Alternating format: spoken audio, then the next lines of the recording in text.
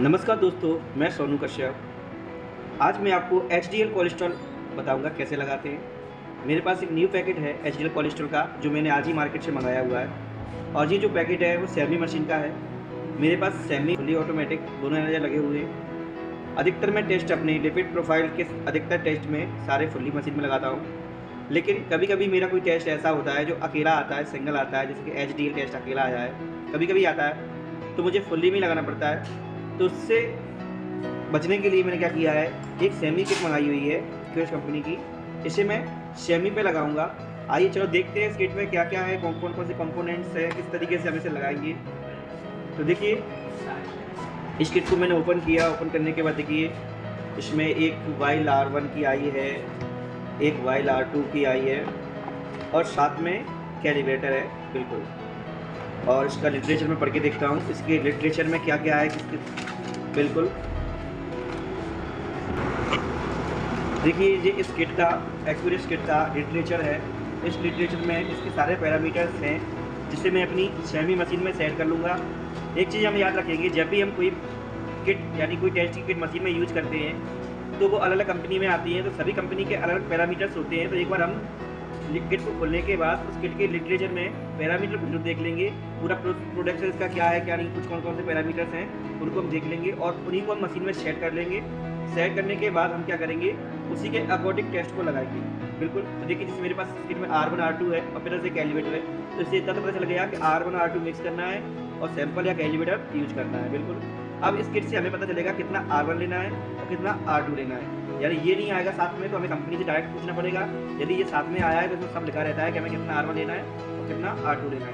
तो बिल्कुल देखिए, यहाँ पर लिखा हुआ है R1 जो है वो कितना लेना है, 750 ml, यानी 0.750 ml, 0.750 ml। और R2 लेना है 0.250 ml, यानी 0.250 ml बिल्कुल। और सैंपल या कैलिब्रेटर का कितना वॉल्यूम मांग रहा है, ये 10 UL बिल्कुल। कितना, 10 UL माइक्रोलीटर, 10 माइक्रोलीटर कितना, 10 माइक्रोलीटर सैंपल या कैलिब्रेटर बिल्कुल। और इसमें इंक्यूबेशन भी दिया हुआ है 5 मिनट का बिल्कुल।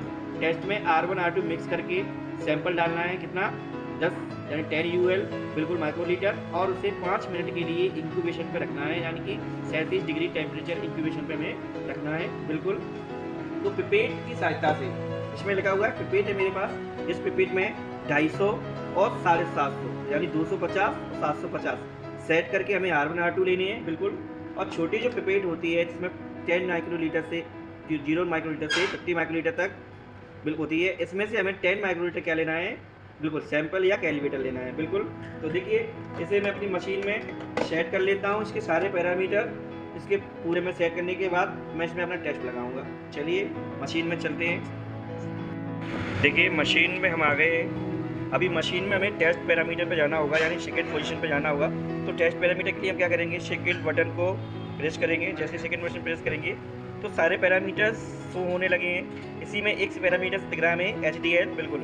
यहाँ पर हमें इस किट के पैरामीटर्स को क्या करना है, ऐड करना है, मैच करना है। यदि कोई अनमैच है तो उसे इसमें से सेव करना है बिल्कुल। देखिए, यहाँ इस किट के सारे पैरामीटर्स हमें दिख रहे हैं। देखो, रिएक्शन टाइम इसका कितना है, हेड फॉल्ट है, रिएक्शन टाइम कितना है बिल्कुल, और इसका सैंपल वॉल्यूम कितना है, रिएट कितना है, लीनियरिटी कितनी है बिल्कुल, फैक्टर कितना है, सारा कुछ सेट कर देंगे हम। यहाँ पर देखिए, मैंने इंटरप्रेस किया।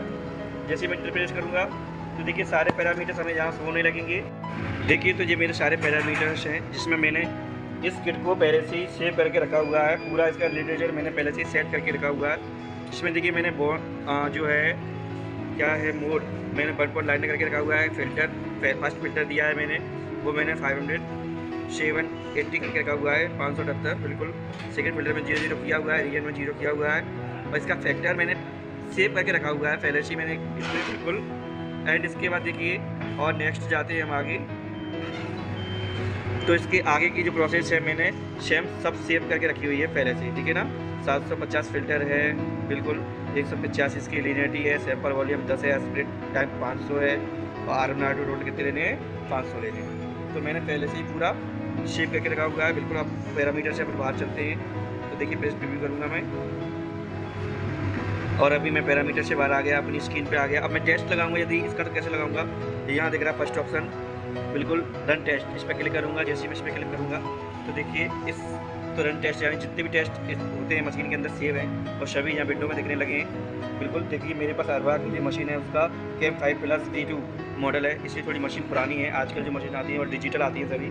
बिल्कुल इसमें HDL पे मैं जैसे क्लिक करूँगा, देखिए तो मैं HDL पे जैसे क्लिक करूँगा तो यहाँ ये सभी मैसेज को देने लगेगा। अभी देने लगा है क्या एस्प्रेड क्या वाटर, तो मैं वाटर एस्प्रेड कर दूँगा यहाँ पे। बिल्कुल वाटर एस्प्रेड करूँगा, बिल्कुल मैंने क्लिक किया एंड यहाँ कुछ किया तो देखो मशीन वाटर ले लेगी। रनिंग टाइम चल रहा है, बिल्कुल एक बीप के साथ एस्प्रेड कर लिया इसने वाटर को। एंड नेक्स्ट आगे क्या आएगा, रीएजेंट ब्लैंक।